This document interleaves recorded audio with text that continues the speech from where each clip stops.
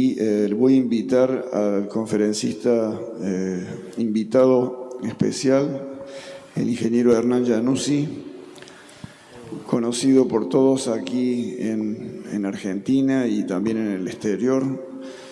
Hernán es un creativo, además de conocer la ingeniería enormemente, tiene también una capacidad de inventiva y de creativa y de adaptación que son realmente muy extraordinarias.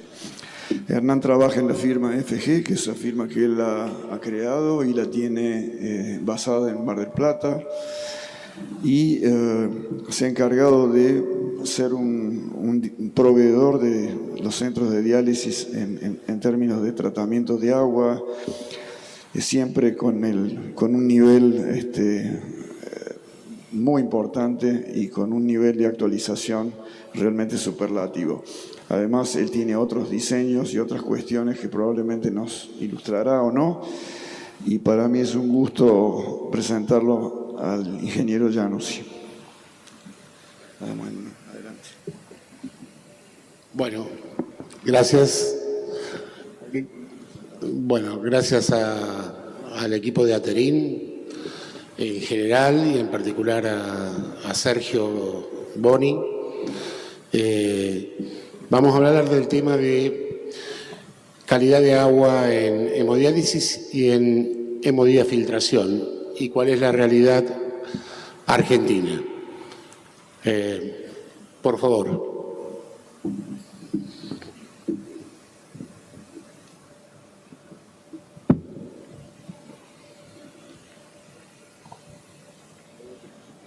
Bueno, sí. Sí, por favor, la primera placa. Bueno, esto es un concepto. En realidad, en un centro de diálisis se usan diferentes tipos de insumos para poder hacer la práctica dialítica, como son los filtros, las agujas, las tubuladuras, la medicación. Pero todo eso el centro de diálisis lo recibe y lo aplica tal cual lo recibe. Quiere decir, no tiene intervencionismo en la calidad de esos productos. Es la calidad que recibe. Pero el centro de diálisis sí tiene intervencionismo en la calidad de agua, porque es fabricante del agua para hacer... Bien, es fabricante del agua, también puede ser de la solución de concentrados, pero eso es muy importante. El agua y la calidad de agua es una responsabilidad del centro de diálisis. No puede usar el agua tal cual la recibe, la tiene que adecuar de manera fisicoquímica y de manera bacteriológica, y eso hace que sea algo donde el centro debe intervenir y es artífice de la calidad. De los otros insumos no es artífice de la calidad. Bueno, acá es para, todos lo saben, cuánta agua está en contacto con el paciente a través de una membrana de una fibra de un filtro. Fíjense que tenemos por sesión de diálisis, de acuerdo si hacemos alto flujo, bajo flujo, si hacemos HD o HDF, estamos de 120 litros a 200 litros de agua por semana, de 360 a 600, y por mes de 1.560 a 2.600 litros de agua en contacto con el paciente. En total, el 98% de lo que está en contacto con la sangre del paciente es agua. Después, el resto son los minerales, las sales para preparar el baño de diálisis. He aquí que el agua es el principal insumo en la diálisis. Y hay otro concepto que quiero compartir con ustedes. Si todo lo que hoy se dijo al mediodía, si todo lo que se usa en diálisis es de primer nivel, usamos el mejor filtro, la mejor aguja, la mejor tubuladura, la mejor medicación, los mejores protocolos, los mejores procedimientos, los mejores registros, y tenemos el mejor recurso humano posible, o sea, el mejor equipo médico, el mejor equipo de enfermería,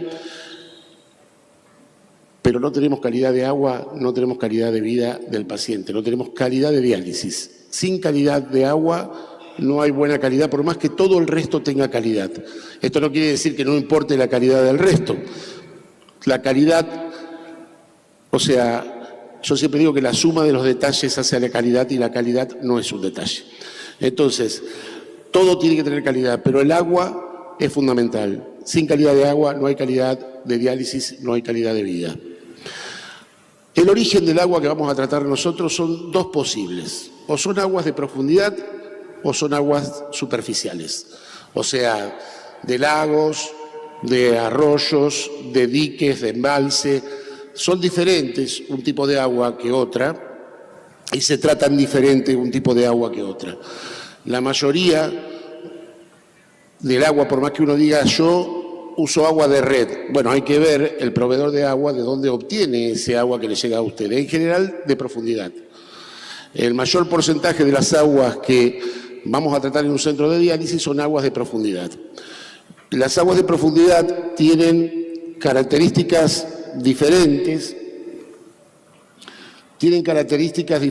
a las aguas superficiales. En general, las aguas de pozo tienen mayor contenido de minerales que las aguas superficiales. La conductividad, que es el parámetro de capacidad de conducir corriente que tiene un agua, que se mide en microsiemen o milisiemen, así como la corriente que circula por un cable se mide en amper, bueno, la capacidad de conducir corriente que tiene el agua se mide en microsiemen. El contenido de minerales del agua de profundidad es mucho mayor que de las aguas superficiales. Entonces es más fácil tratar desde ese punto un agua superficial que un agua de profundidad. Pero es cierto que el agua superficial tiene otras características. Tiene turbiedad, está influenciada por muchas veces afluentes que arrastran sólidos en suspensión, que tienen otro tipo de composición físico-química, pero tienen bajo contenido de minerales. Entonces son más fáciles de tratar que las aguas de profundidad. Bueno, acá yo le voy a mostrar, porque también vamos a hablar de la HDF y del agua para HDF. Hay una diferencia muy importante entre el agua de hemodiálisis y el agua de hemodiafiltración.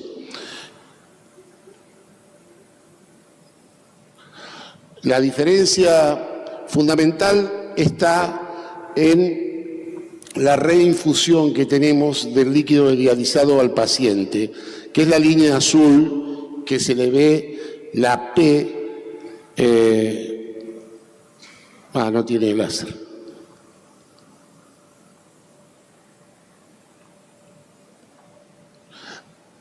En hemodiálisis nosotros tenemos el circuito transcorpóreo, sale la sangre, entra por la parte superior central del filtro, sale por la parte inferior central del filtro y vuelve y retorna al paciente. En hemodiafiltración es exactamente el mismo circuito, pero como nosotros estamos extrayendo mucho líquido, tenemos que compensar al paciente para que no se descompense y tenemos que volver a inyectar líquido en la entrada. Ese líquido ya entra en contacto directo con la sangre. Entonces acá hay que tener mucho cuidado con el agua que usamos para hemodiafiltración, porque sobre todo con la parte bacteriológica del agua de hemodiafiltración, porque pasa a ser mucho más sensible cualquier contaminación que podamos aportarle al paciente en HDF que en HD. Estas son las distintas normas de la AMI americana, de la norma argentina, la IRAM, y la española. Están los requerimientos físico-químicos y los requerimientos bacteriológicos. No nos vamos a detener mucho en eso, pero sí en un concepto, ya que nombramos HDF.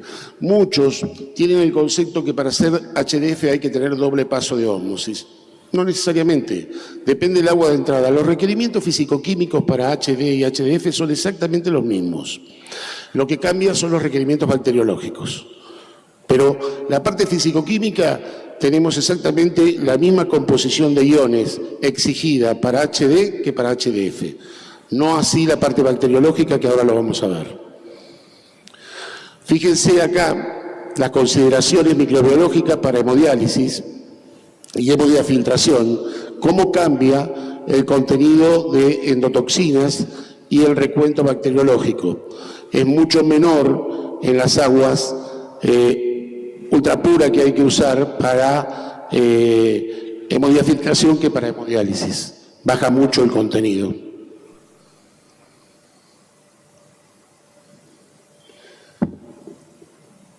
Hay una realidad de que las normas han ido exigiendo con el tiempo cada vez mejor calidad, ¿no? Y la norma no es un par de científicos locos en un garage que se ponen a hacer investigación y dicen, esto hay que cumplir. No, la norma la hacen ustedes.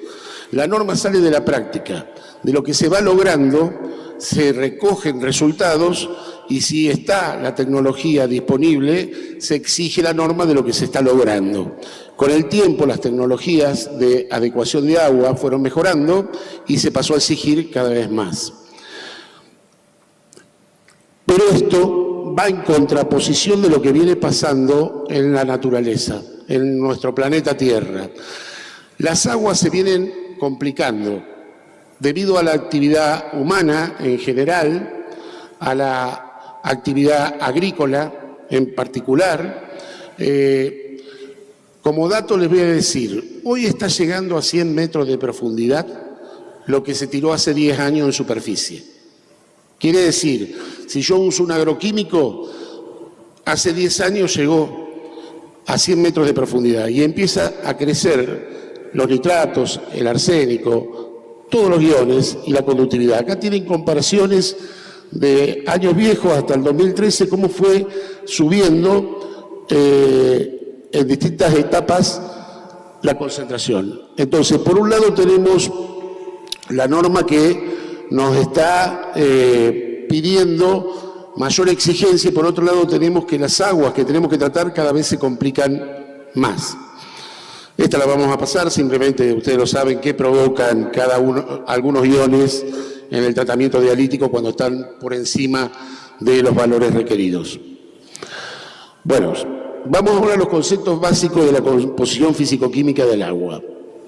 La conductividad, como les dije, es la capacidad de conducir corriente, no vamos a entrar en mayor detalle, pero es el parámetro global. Las aguas, cuando más iones tienen, más minerales tienen, más corriente conducen, menos dieléctrica es. Si yo ando descalzo y piso el agua y toco algo que tiene corriente, me agarra corriente. ¿Por qué? Porque no es dieléctrico. Cuando tengo una goma o algo dieléctrico que apoyo en el piso, no me agarra. Bueno, el agua conduce corriente. Cuando más iones tiene, más corriente conduce. ¿Cuál es el ion que más aporta la conductividad? El sodio. El sodio es el ion, por eso las aguas de mar son aguas mucho más... son aguas de mucho mayor conductividad que las aguas dulces. Fíjense la conductividad del agua de mar, de 50.000 a 60.000 microsiemens por centímetro. Y las aguas salobres de 1.000 a 2.000, las poco salobres de 250 a 750. Y ustedes recuerden que nosotros para diálisis tenemos que llegar máximo a 10. Máximo a 10. El requerimiento para hemodiálisis y hemodiafiltración de la conductividad global, que es el parámetro que nos permite saber dónde estamos parados con el agua, es 10 microsiemens por centímetro.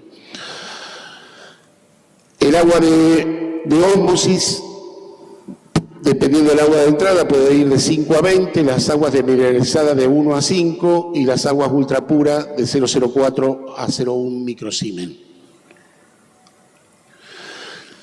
Esto es adentro de una membrana de ósmosis. La membrana de ósmosis va a recibir el agua cruda de manera excéntrica, con las flechas azules que están de este lado, y de manera concéntrica va a salir al permeado en la punta, pasando por láminas enrolladas en espiral, que son poliamídicas y que retienen los iones, pero como va a presión, los expulsan hacia el lado del concentrado. Entonces vamos a tener un concentrado con muchos más iones y un permeado con pocos iones. No nos dan los tiempos porque hay un hipervínculo que muestra cómo funciona una membrana, pero lo voy a pasar porque si no dura 5 minutos. Todo lo que nosotros tenemos en un tratamiento de agua, de pretratamiento, tiene un único sentido, que es proteger la membrana de ósmosis. Si la membrana de ósmosis soportase concentración de cloros y cloraminas, soportase sólidos en suspensión, soportase calcio, magnesio, carbonato de calcio, que la dureza, no pondríamos nada, porque el tratamiento de agua debe ser lo más simple posible.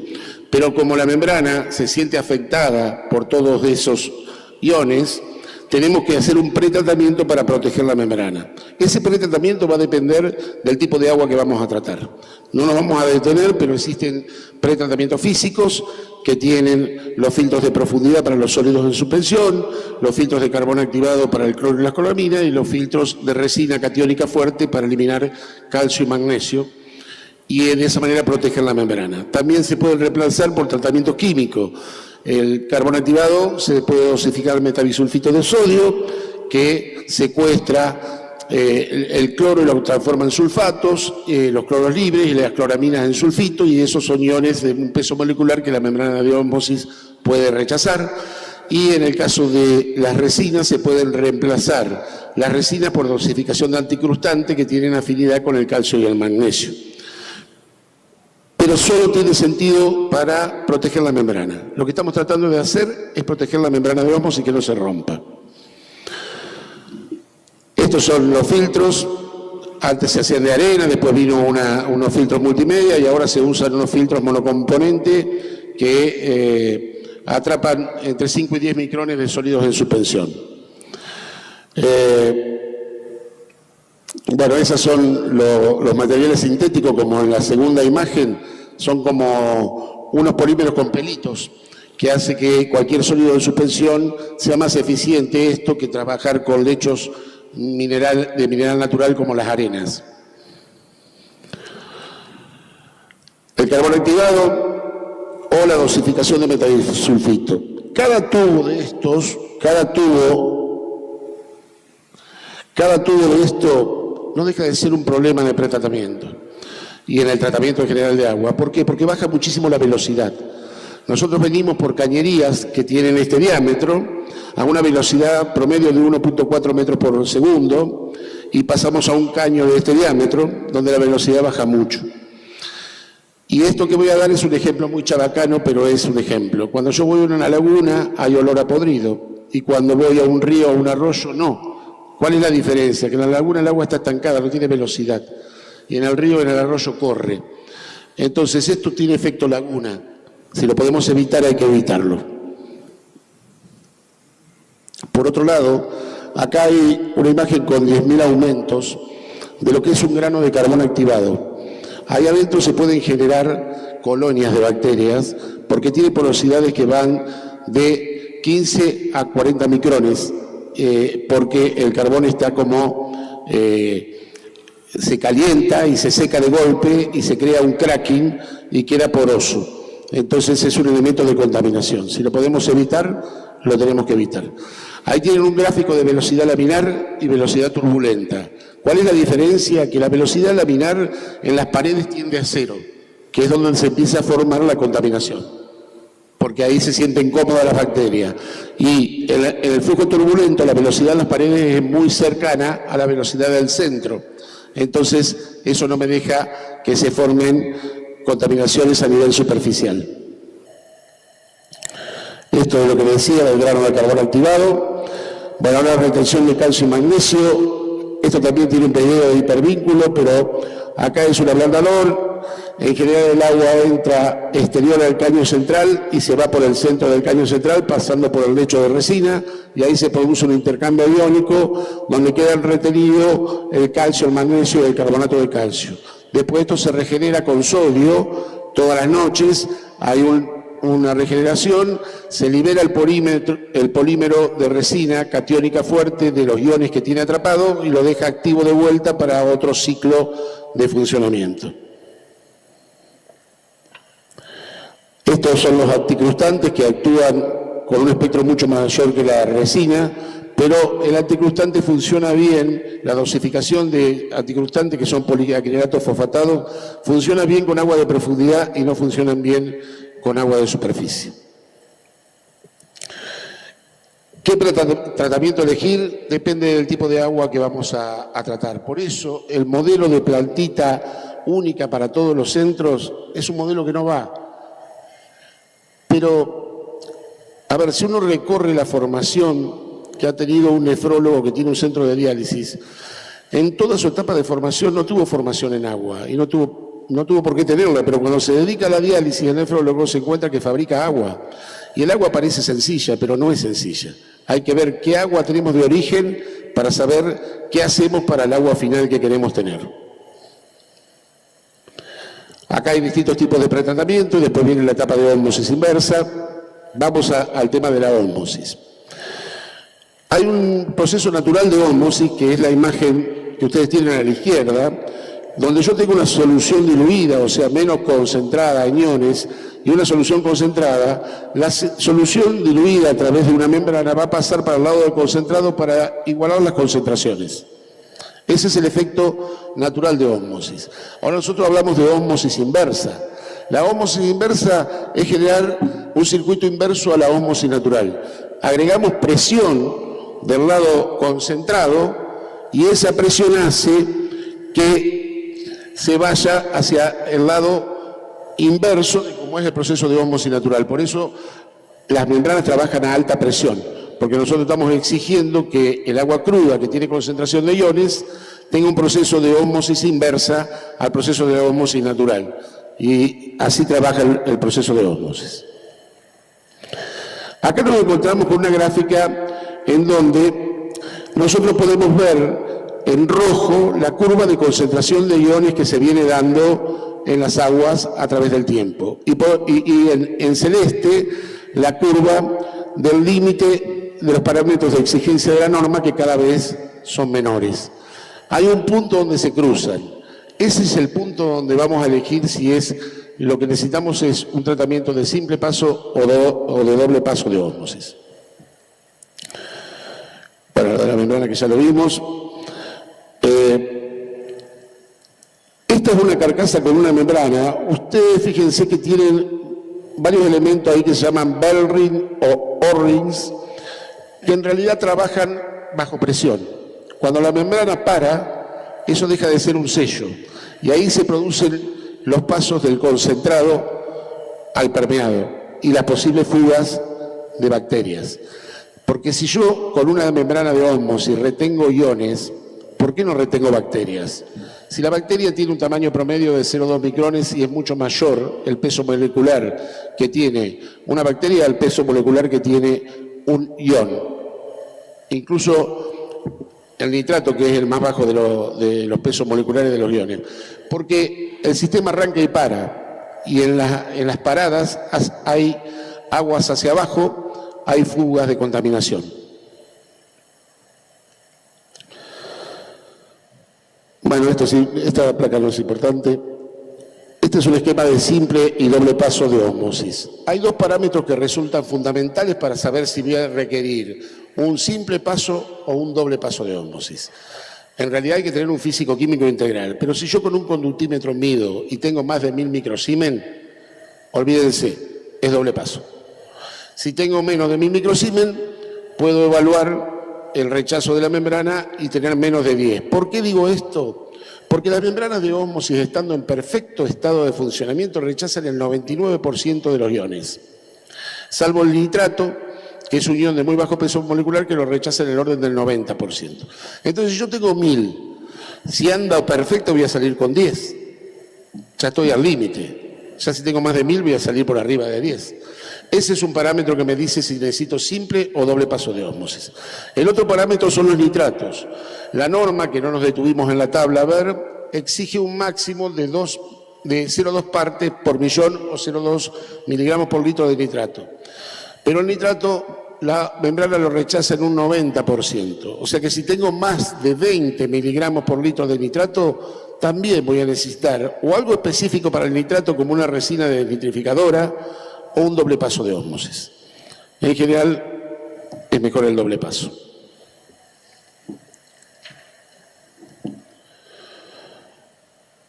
Bueno, acá cómo rinden las membranas. En realidad también hay un concepto que dice la mitad de agua se tira, la mitad de agua se produce. No, no es así.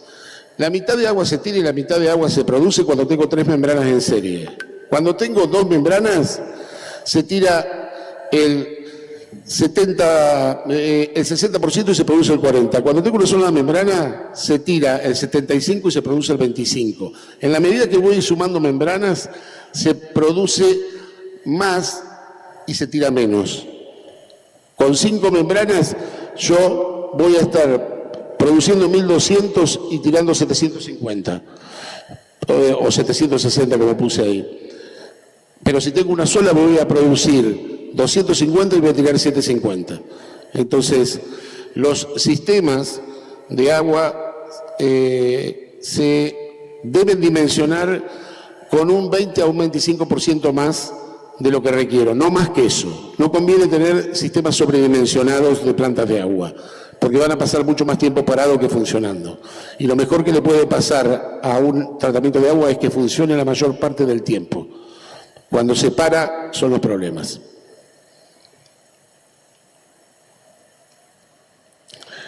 Un esquema de doble paso, lo que tiene interesante es que en el doble paso voy a tirar menos agua que en un simple paso, en relación a lo producido, porque el concentrado del segundo paso tiene mejor calidad que el agua de entrada del primero. Entonces lo recirculo y lo vuelvo a usar.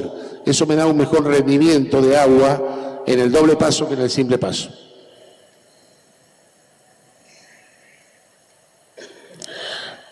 Acá vamos a algo importante. Estamos acostumbrados a ver equipos analógicos. Los equipos analógicos miden los parámetros de proceso a través de manómetros, por ejemplo, que es esta imagen, manómetro de panel, que para colmo lo tengo que poner a una altura ergonómica de 1,50 m para poderlo visualizar. Pero la verdad que ese cañito que ven pintado en un color naranja, rojo, eso se llena la primera vez que yo pongo en marcha el equipo de agua y no se vacía más. Es un tramo muerto. Pero cuando las presiones se igualan, ese tramo muerto drena hacia la cañería principal. Y esos son focos de contaminación. Entonces, ver manómetros en una planta de agua ya es un indicador que tengo un equipo potencialmente contaminable. ¿Por qué se reemplaza por sensores de presión online? El concepto es, no derivo agua, derivo señales eléctricas. No derivo agua, derivo señales eléctricas y hago un proceso más sanitario. Los caudalímetros. Ustedes están seguramente cansados de ver que hasta se pone en color verdoso a veces los caudalímetros. ¿Por qué? Porque eso hace que estén incididos por la exposición UV y si hay alguna espora presente adentro del agua, se desarrolla fotosíntesis y se crean algas. Los circuitos de agua tienen que ser totalmente transparentes, totalmente opacos. No pueden tener ingreso de luz solar. El caudalímetro es algo que yo necesito para ver los caudales que produce la ósmosis de rechazo, de permeado, y también lo tengo que poner a una altura ergonómica. Entonces hago toda una derivación de cañerías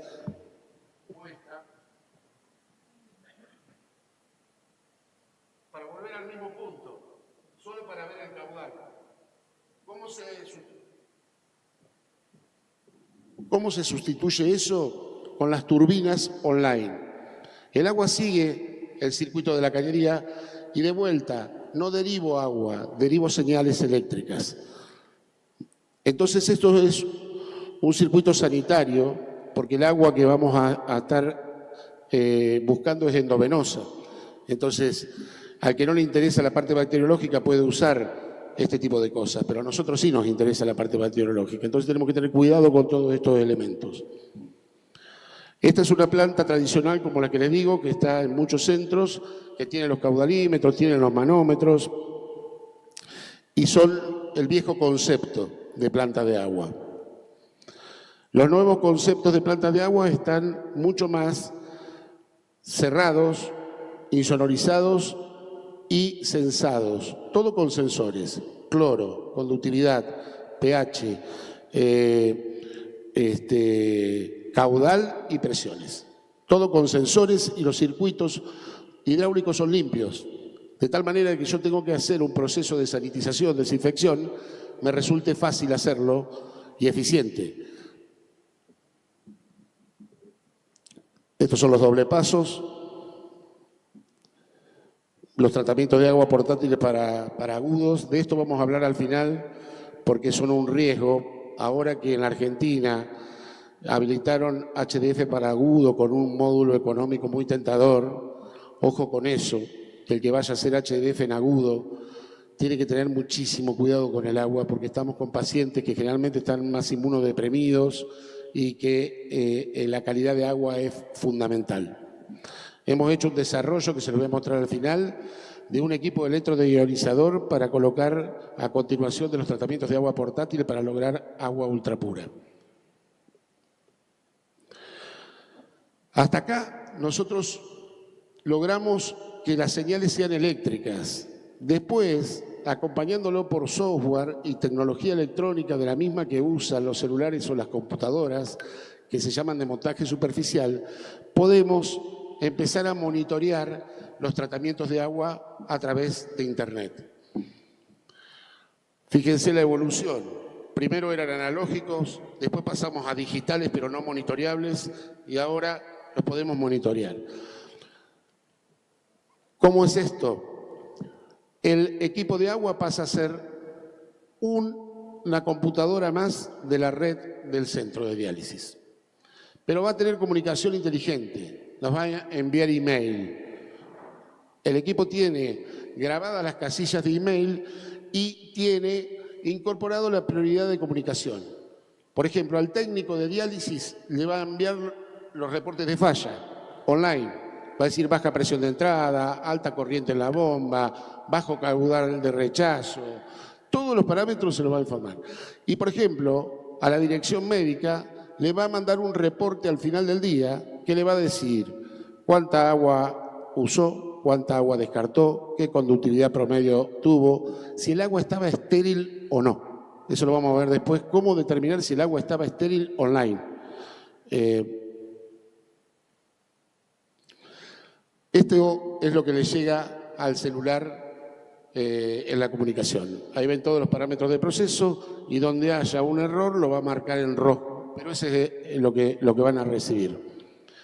Es muy importante porque nosotros hablábamos hoy al mediodía, en la charla se habló de trazabilidad. Esto es trazabilidad. Que yo tenga el reporte y que me quede a mí un archivo del estado de funcionamiento de mi planta de agua de manera periódica me da trazabilidad, porque puedo ver la evolución de los parámetros de proceso y saber cómo estuve antes si quiero volver para atrás. Este sistema nosotros lo llamamos Dianet y ya viene incorporado a los equipos, o sea, no tiene un costo adicional, es parte del desarrollo que tienen los equipos nuestros. A nivel internacional no hay más que esto, no hay otra cosa. Podemos ir a Europa, podemos ir a Estados Unidos, no van a encontrar tratamientos de agua con esta tecnología y no lo digo por una cuestión de llegarme a algo personal, lo digo porque he recorrido fábricas de equipos de agua en distintos países del mundo y esto es la mayor tecnología que hay hoy en día disponible.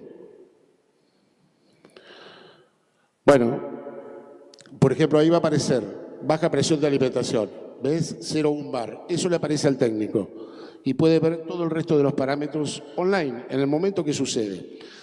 Nosotros evolucionamos, en un momento teníamos comunicación con los equipos, pero nos teníamos que conectar nosotros con el equipo. Y pensábamos que habíamos descubierto la pólvora y no habíamos descubierto nada porque teníamos 40 equipos colocados con posibilidad de conectarse y nos conectábamos con uno, con dos. ¿Por qué? Porque cuando nos queríamos conectar no teníamos acceso al IP público de la red del centro.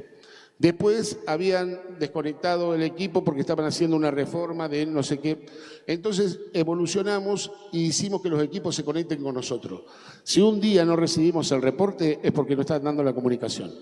Pero antes era que nosotros nos teníamos que conectar con el equipo, ahora el equipo se conecta con nosotros.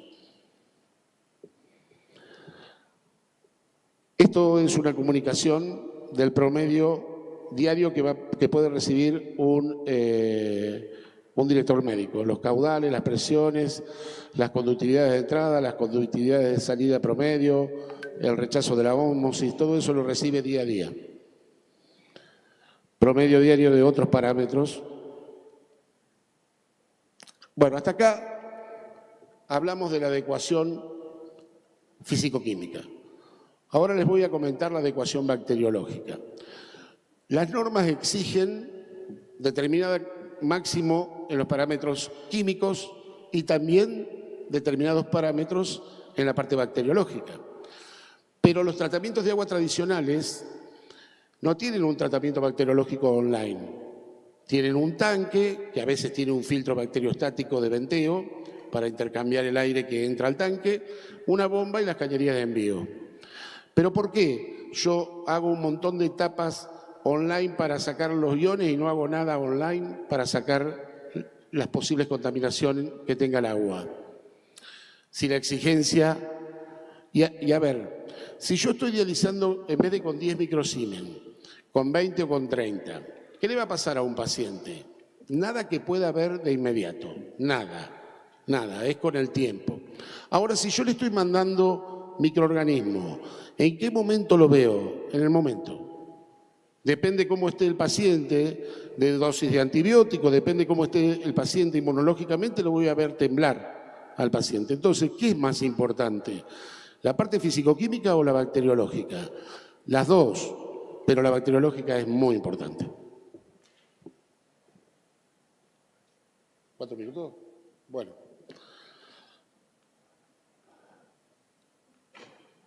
Vamos a pasar de largo. Si pudiera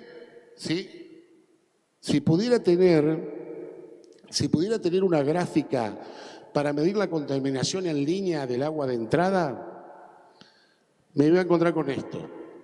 Cuando ustedes toman una muestra de agua y la mandan a analizar, lo que están haciendo es sacar una foto de ese instante. Solo una foto de ese instante, no tienen una película. Después de eso, al rato puede entrar contaminación. ¿Cuáles son las dos únicas vías de contaminación que tiene un tratamiento de agua? El agua de entrada principal y la mano del hombre. Cuando hacemos mantenimiento y abrimos el circuito. Son las dos vías. El agua de entrada ustedes no la pueden manejar. Si tienen un pozo, el pozo está a 60, 70, 80 metros, no saben qué está pasando allá abajo. Si tiene afluencias de contaminación de otra napa, no lo conocen. Si viene de la red, a ustedes les puede decir el que le distribuye el agua cómo salió de su planta, pero no les puedo asegurar cómo llegó a su centro bacteriológicamente. Porque las redes de distribución están enterradas bajo tierra de hace 50, 60, 70, 80 años y están totalmente incrustadas, están contaminadas y tampoco somos tan cuidadosos en nuestros propios sistemas de reservorio de agua cruda.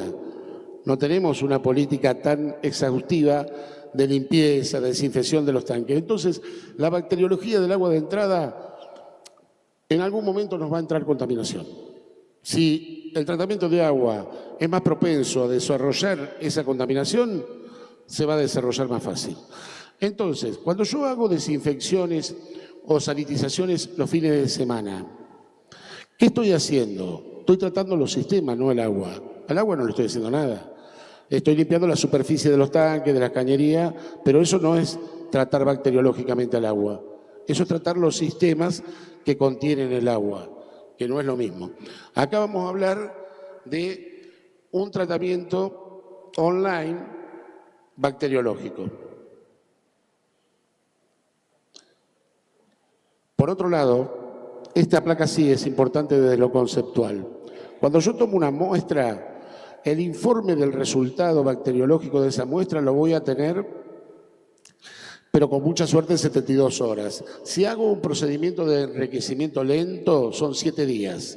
Entonces la lectura de cómo estoy yo desde el punto de vista bacteriológico es retrospectiva.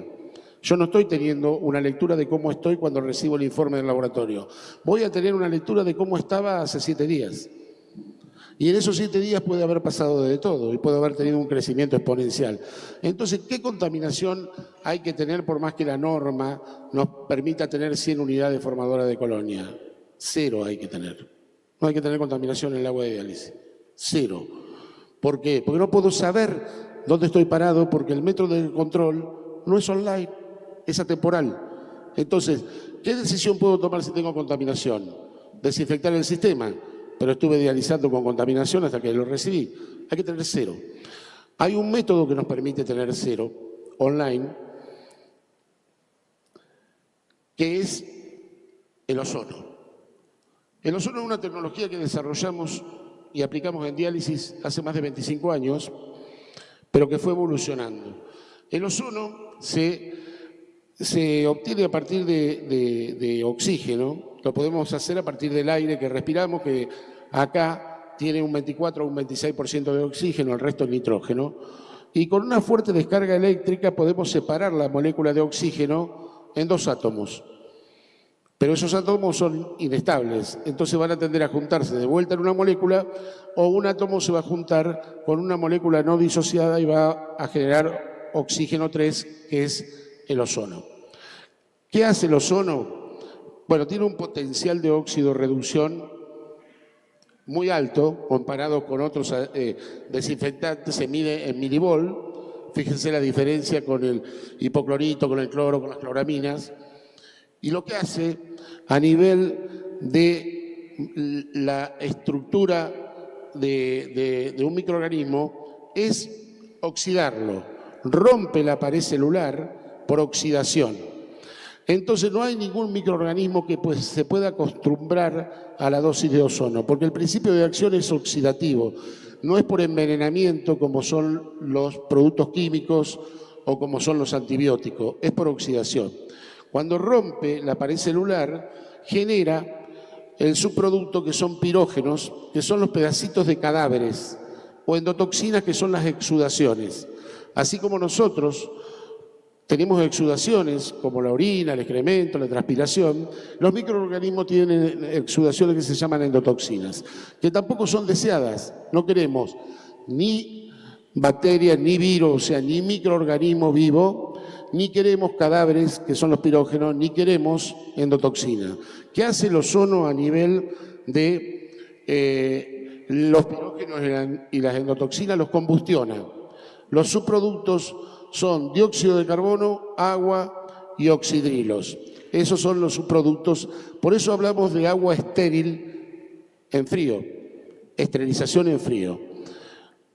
Luego, antes de ir al paciente, las moléculas de ozono pasan por una irradiación ultravioleta de 254 nanómetros que rompen el enlace y vuelven a generar la molécula de oxígeno. Ahora bien, si todos los sensores, como el sensor de ozono en el tanque y el sensor de la lámpara UV fallan, yo puedo pasar con agua ozonizada al circuito y a la máquina de diálisis. ¿Qué pasaría si le llega agua ozonizada a un paciente?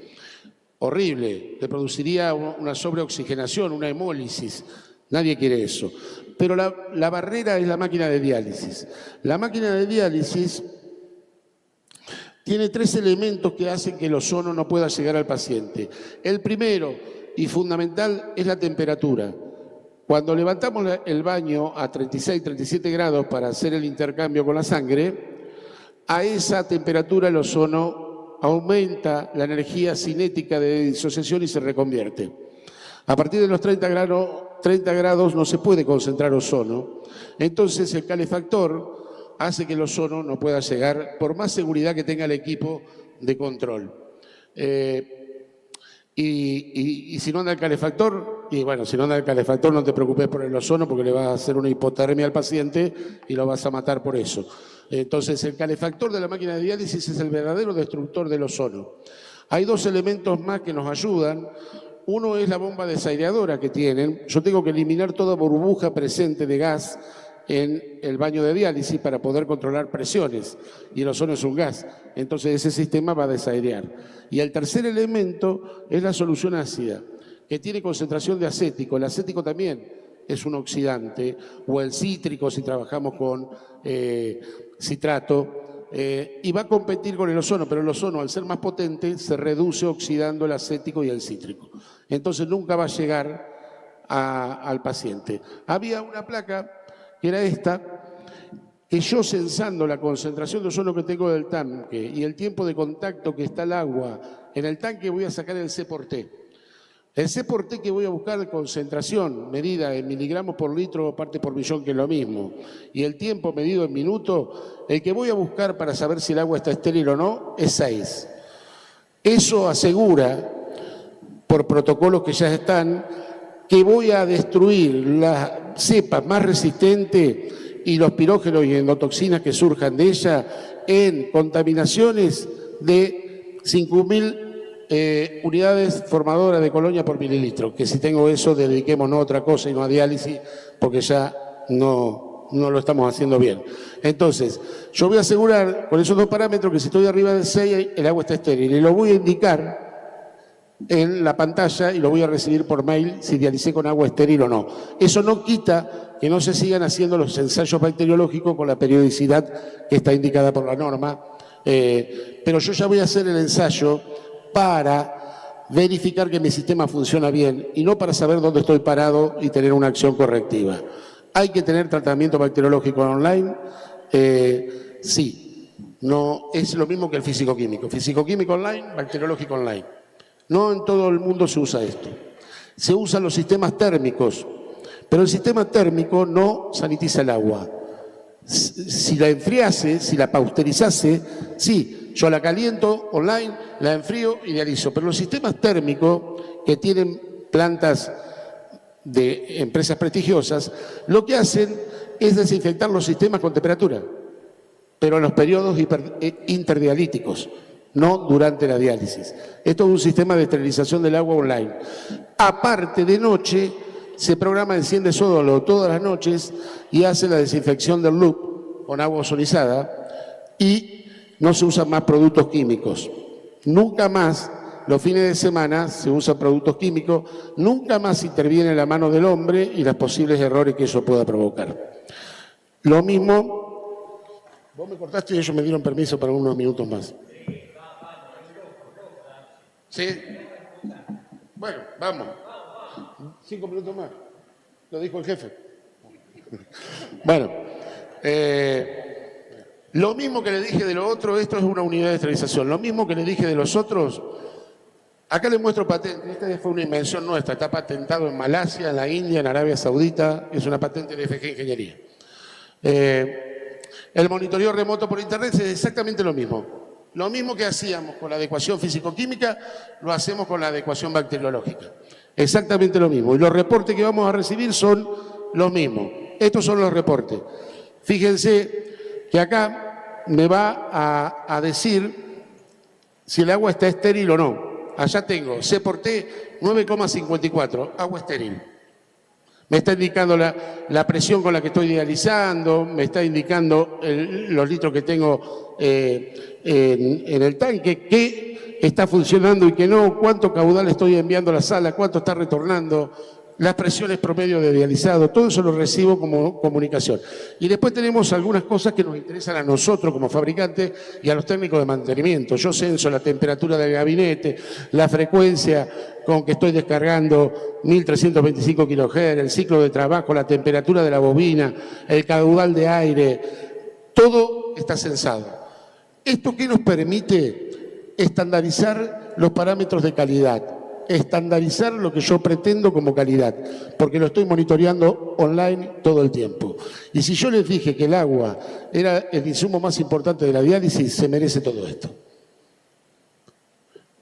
Se hace así, esto es lo que reciben, y una sola cosa más, y nada más. La cañería de distribución es parte del tratamiento de agua. El tratamiento de agua termina en el paciente, no termina en la sala de agua. Hay que ver cómo la llevo hasta ahí. Usar cañerías plásticas igual a lo que usamos en nuestros baños y cocina no corresponde. Hay que usar cañerías sanitarias que tengan diámetro interior constante, que permitan velocidades turbulentas y que sean de un material biocompatible. No hay que cambiar las cañerías cada 2 o 3 años porque se envejecen, porque ese envejecimiento genera subproductos indeseados que fueron a parar al agua y en todo caso una parte de ello al paciente. Los materiales tienen que ser, las cañerías que hacemos nosotros damos un certificado de por vida. Tienen que durar toda la vida. No pueden desprender. Los plásticos desprenden monómeros, gases. Por ejemplo, uso propileno. Bueno, si uso cloro después, si uso peracético, si uso ozono, desprende óxido de etileno, como uno de los subproductos, ¿no? Totalmente indeseado. Tienen que ser biocompatibles los materiales. La calidad de acero inoxidable farmacéutica, 304L o 316L, es inalterable por estos químicos. Tienen que tener, fíjense los puntitos rojos. Los puntitos rojos son velocidad cero. Ahí es donde se desarrolla la contaminación. En cada rosca, en cada termofusión, en una soldadura mal hecha, es donde se desarrolla la contaminación. Son puntos de velocidad cero. Eso le gusta a la bacteria, el efecto laguna, la velocidad cero, el agua estancada. Eso no tiene que estar. Las cañerías tienen que ser sanitarias. También hay materiales plásticos como el PEX con conexiones sanitarias, no roscadas, o el Keiner con conexiones sanitarias tipo CLAM, pero terminan siendo más caras que el acero inoxidable. Pendiente positiva. Las cañerías tienen que ser 100% drenables. Yo tengo que abrir en una cañería de un centro de 160 metros de caño con 35 puestos, con 2 o 3 picos de vaciado, yo dreno el 100% de la cañería. ¿Por qué? Porque si ustedes no tienen ozono y se les ocurre hacer una desinfección con químico, para sacar el químico van a estar 3 horas un domingo. Porque los enjuagues en las cañerías normales son por dilución. Diluyo. Ahora, si yo vacío toda la cañería y enjuago, ¿saben qué hago? Sacar el condensado de la superficie interna. En 15, 20 minutos estoy enjuagado. Y con mucho más seguridad. Por eso, la pendiente positiva y el pico de vaciado. Ustedes normalmente van a ver las cañerías en su centro, si no son sanitarias, que los picos están para abajo. Error. El pico para abajo es tramo muerto. Si yo tengo un puesto con la válvula cerrada, y puede estar 15, 20 días la válvula cerrada, el tramito que sale para abajo, eso es tramo muerto. Cuando vuelvo a abrir, eso que estuvo estancado entra en contacto. Las válvulas tienen que estar hacia arriba, siempre drenando hacia el conducto central. Es muy importante el posicionamiento de las válvulas para la salida de los puestos. Cuando usan válvulas esféricas, hay que hacer un agujerito de un lado para que drene también lo que queda dentro de la esfera, porque si no, eso es agua estancada cuando está cerrado.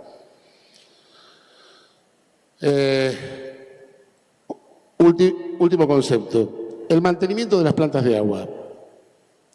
Todos, cada uno de nosotros que tenemos un auto, lo llevamos cada 10.000, 12.000 o 16.000 kilómetros a hacer un servicio, para que le cambien los filtros, el aceite, los filtros de aire. Ahora en las plantas de agua lo que se hace es, cuando se rompe, se arregla. Es importante el mantenimiento preventivo. Nosotros desarrollamos unos kits de mantenimiento preventivo para cada modelo de equipo que tenemos. ¿Sabe cuántos vendemos? Ninguno. Porque no está el concepto del mantenimiento preventivo para una planta de agua. Cambiar por tiempo y no por rotura. Yo cambio el filtro cuando se tapa. Cambio la resina cuando ya no ablanda más. Sin embargo, en mi auto yo cambio los filtros porque cumplieron 10.000 kilómetros. Y por ahí está bien, pero le hago un preventivo. Las plantas de agua también habría que hacerle un mantenimiento preventivo porque tienen lo mismo. Tienen filtros, tienen elementos que tienen engranaje, que tienen rodamiento, que tienen parte mecánica, eléctrica. Tenía más para hablar, pero porque sí. Pero muchas gracias.